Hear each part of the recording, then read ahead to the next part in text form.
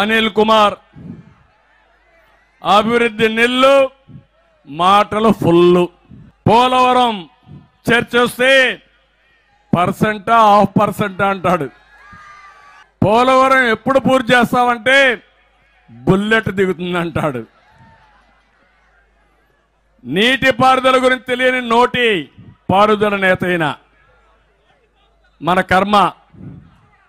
అందుకే ఈయన చూశాం, తొడలు కొడతాడు, మీసం మెలేస్తాడు, పిచ్చి పిచ్చిగా మాట్లాడతాడు, గావు కాకలు పెడతాడు.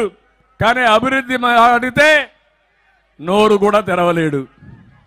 ఈయన ఒక పెద్ద ఎమ్మెల్యే.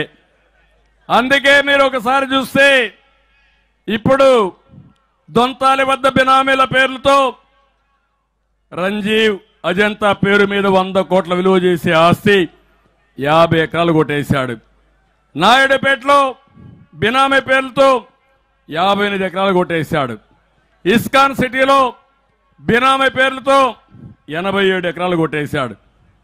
ఇవన్నీ చూసుకున్న తర్వాత ఇక్కడ ప్రజలు చీ కొడతా ఉంటే ముఖ్యమంత్రి ఇతనికి సీటు లేదని చీటించేశాడు. ఇక్కడి నుంచి ఎక్కడికో పంపిస్తాడంటే ఎక్కడికి పంపిస్తాడు? ఇంకా గాల్లో ఉన్నాడు ఈయన. నిన్న చూసా ఏబిఎన్లో అనిల్ అలిగి వెళ్ళిపోయాడు. జగన్మోహన్ రెడ్డి గారికి ఎదురైంది, అనిల్ని మారుస్తున్నాడు కాబట్టి జగన్మోహన్ రెడ్డి గారి ఈ వేదిక మీద నేను చెప్తున్నా, రాష్ట్ర బ్రేకింగ్ వేసుకుంటావో రాధాకృష్ణ చెప్తా ఉన్నా, అరే బిడ్డ అనేక సార్లు చెప్పా, మళ్ళీ చెప్తున్నా,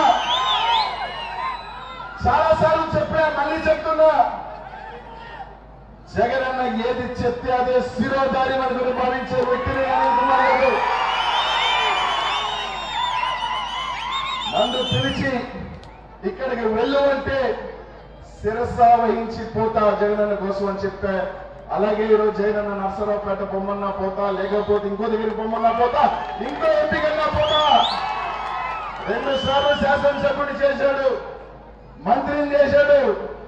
ఈ రోజు గూడూరులో నిలబడి 10 మంది నా కోసం చప్పట్లు కొట్టినా, నేను ఇంకో ప్రాంతానికి పోయి నా దగ్గరకు వచ్చి సెల్ఫీ తీసుకున్నా, నేను చిత్తూరుకి వెళ్ళి ఇంకో మూలకి వెళ్ళి నా 10 మంది నన్ను గుర్తించినా, లేకపోతే ఎయిర్పోర్ట్ లో నిలబడి సెల్ఫీ తీసుకున్నా, అది అంతా కూడా జగన్మోహన్ రెడ్డి గారి చలవ, జగన్మోహన్ రెడ్డి గారు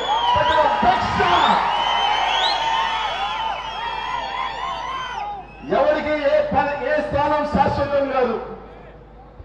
2014 ముందు నెల్లూరు నగరం నాది కాదు, అంతకుముందు వేరే వాళ్ళు ఉన్నారు. ఈ రోజు 14లో నేను వచ్చినా, 19లో నేను వచ్చినా, 2024లో ఏమో భగవంతుడు నన్ను పల్నాడికి పంపిస్తున్నాడు, పల్నాడు ప్రజలు ఆశీస్సులు ఇస్తారు, అక్కడికి పోతా.